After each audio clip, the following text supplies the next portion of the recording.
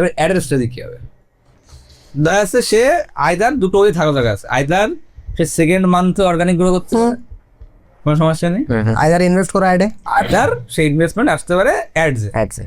সে কিভাবে add strategy সাজাবে, কিভাবে অ্যাড বানাবে, কিভাবে অ্যাড স্ট্র্যাটেজি করবে, সেটা স্ট্র্যাটেজি কি হওয়া উচিত তার। ধর 15 টাকা আমার কাছে আছে, সব খরচ খরচা বাদ দিয়ে আমার কাছে 17,000 টাকা রাফলি আছে, দেন হোয়াট নেক্সট, কিভাবে অ্যাড স্ট্র্যাটেজি বানাবো, ক টাকা আমার অ্যাডে ইনভেস্ট করা উচিত, আমার কোনো ফাইনাল করা উচিত কি উচিত নয়, হ্যাঁ ঠিক আছে, কি কি জিনিস জানতে হবে, কি কি জিনিস করতে হবে, আচ্ছা দুজনে বলে এক করে। হ্যাঁ, এবার প্রথম ঘটনা হচ্ছে আমি উইদাউট ফানেলের একটা ছোট্ট কনসেপ্ট বলি। ফানেলটা অনেকটা বড় একটা লং প্রসেসের জার্নি, তো আমি উইদাউট ফানেলের একটা প্রসেস বলছি। সবার প্রথম আমাদের যেটা করতে হবে, যেহেতু অলরেডি আমি অ্যাডস চালিয়েছি আমার 10-15টা, তো আমার ছোটো মোটো একটা এক্সপিরিয়েন্স আছে, রাইট? তো এবার আমাকে কি করতে হবে, আমার যে এক্সিস্টিং স্কিলটা আছে, যেটা আমি অলরেডি জানি, অলরেডি যেটা নিয়ে আমি কাজ করছি, ফেসবুক অ্যাডস, ঠিক আছে, তো আমি কি করব, একটু রিসার্চ করব ফেসবুক অ্যাডস নিয়ে, এবং আমি নিজেকে অ্যাজ এ এক্সপার্ট হিসেবে বানানোর চেষ্টা করব। ঠিক আছে, কিভাবে? সবার প্রথমে আমি ইউটিউব আমার অলরেডি আছে, তো ইউটিউবের ভিডিও দেখে বুঝতে আমার বেশিক্ষণ সময় লাগবে না, বা কোনো একটা সমস্যা হবে না। তো আমার মিনিমাম 5 থেকে 7 দিন সময় লাগবে পুরো ফেসবুক অ্যাডসটাকে আমার পুরোপুরি বুঝে যেতে, যে কীভাবে কাজ করে, অ্যালগোরিদম কী আছে, প্রেজেন্টে সব অলরেডি জানে। তো কিছু এক্সট্রা জিনিস আমরা ইউটিউব থেকে করে নেবো। দেন আমি সবার প্রথমে কি করব, আমি পেইড অ্যাডসের জন্য বলছি, এবার আমি ভিডিও শ্যুট করব।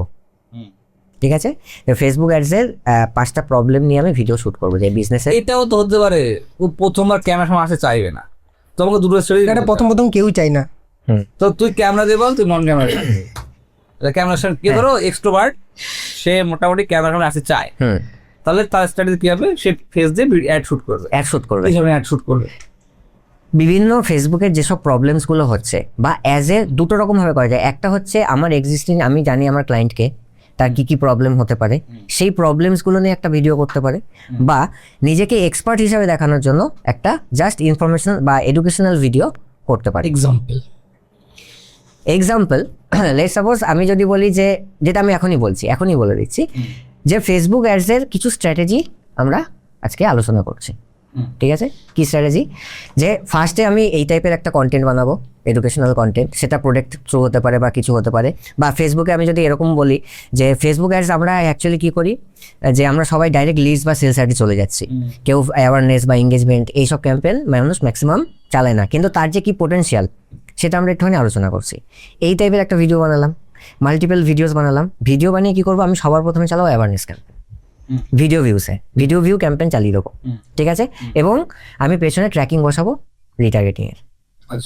ঠিক আছে, নেক্সট তারপরের ফেজ হবে রিটার্গেটিং।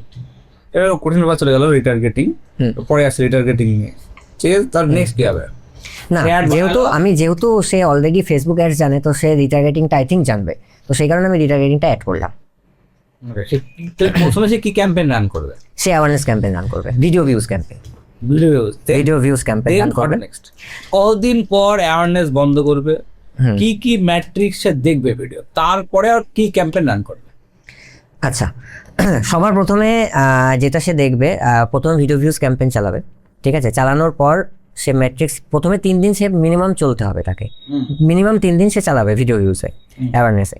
চালানোর পর সে ম্যাট্রিক্স কী কী জিনিস দেখবে, যে আমার ফ্রিকোয়েন্সিটা কী আছে, হুক রেট কী আছে, ঠিক আছে, হুক রেট কী আছে, আমার আর সিটিআর কী আছে, যে কতজন মানুষ থামছে, ক্লিক করছে। ঠিক আছে, এবং সেই জিনিসগুলো দেখবে। এবং যখনই আমরা ভিডিও ভিউজ চালাবো, অলরেডি সঠিকভাবে যদি টার্গেটিং করে বা এ করে যদি চালাই, তাহলে অটোমেটিক অনেক মানুষ থাকবে যারা নিচে কমেন্ট করা অলরেডি চালু করে দেবে, তো তাদেরকে রিপ্লাই করতে হবে। ঠিক আছে, রিপ্লাই করে তাদেরকে সেখান থেকে একটা ক্লায়েন্ট সে পেয়ে যাবে।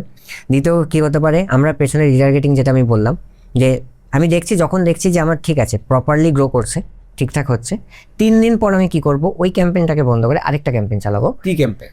ফেসবুক অ্যাওয়ারনেস ক্যাম্পেইন, আবার অ্যাওয়ারনেস ক্যাম্পেইন। কি অ্যাওয়ারনেস ক্যাম্পেইন চালাবো? ভিডিও ভিউজ, সেম কিন্তু ডিফারেন্ট টপিক।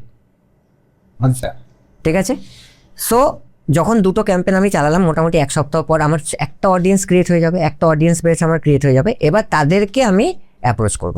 কি অ্যাপ্রোচ? কি ক্যাম্পেইন রান করবো রিটার্গেটিং এ? তো রিটার্গেটিং ক্যাম্পেইন রান করতে, তো নেক্সট কি ক্যাম্পেইন রান করবো? সেলস, লিড, এনগেজমেন্ট, কি ক্যাম্পেইন রান করবো? লিড ক্যাম্পেইন, তারপরে আমরা চালাবো লিড ক্যাম্পেইন। লিড ক্যাম্পেইনে কিভাবে রান করবে? উইদাউট ফানেল না উইথ ফানেল? আর যেহেতু সে ফার্স্ট হয়তো সে ফানেলটা জানবে না, যেহেতু সে অনলি ফেসবুক, তো আমি বলবো যে এইভাবে করলেই হবে। মানে লিড ফানেল, হ্যাঁ, অনলি নর্মাল করলেই চলবে, কারণ সে ফানেলের একটা বড় প্রসেস। তোর তোর টেক অন কি? সিম্পলি যদি প্রথমের দিকে তুমি বলো, আমি অত ফানেলের দিকে অবশ্যই কাউকে রেফার করবো না। ডাইরেক্টলি আমি যার বলি আমার ক্লায়েন্টদেরকেও প্রথমের দিকেও ইনভেস্ট করতে চাই না, ঠিক আছে। প্রথমে বলে আমি খুব বেশি হলো 10,000 টাকা বা 15,000 টাকার অ্যাড রান করবো মাসে। এবার তাদেরকে আমি একটাই কথা বলি, তাহলে একটা কাজ করুন, আপনি লিড অ্যাড রান করুন আপনার হোয়াটসঅ্যাপ দিয়ে। যা লিড আসবে আপনার হোয়াটসঅ্যাপে আসবে, সেই হোয়াটসঅ্যাপে যে মেসেজগুলো আসবে সেগুলো আপনাকে হ্যান্ডেল করতে হবে।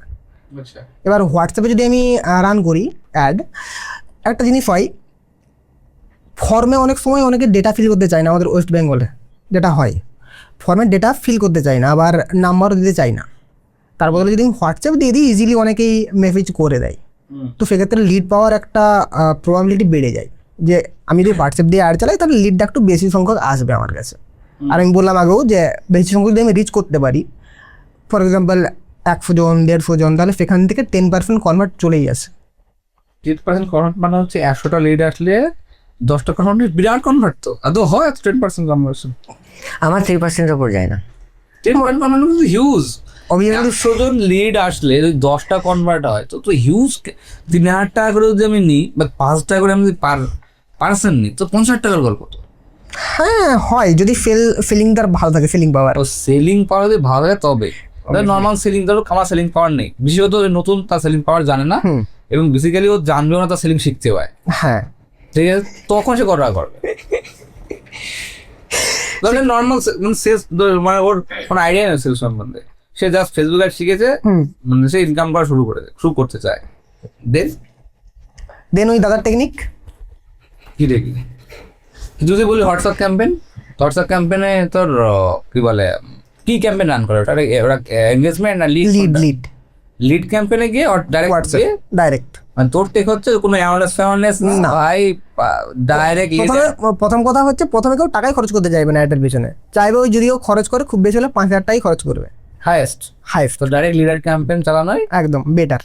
ওকে, দেন ধর লিড ক্যাম্পেন লিড আসলো, মেসেজ আসলো, তাদেরকে কল বা মেসেজ, এবার যেগুলো কনফার্ম হবে সেগুলোকে তাদের সাথে কাজ শুরু করা। অ্যাভারেজ কত পার্সেন্ট ক্লোজিং রেট ধরা যায়? বেশি ধরা যায় না। যদি সে প্রপার সেলস না জানে তাহলে 1% মোর দ্যান এনাফ, মানে সব থেকে বেশি 1%। যদি তার লাক ফেভার করে সেটা আলাদা কথা, কিন্তু যদি নর্মাল প্রপার আমরা যদি যাই নিয়ম অনুযায়ী, 1% মানে একটা বিশাল ব্যাপার।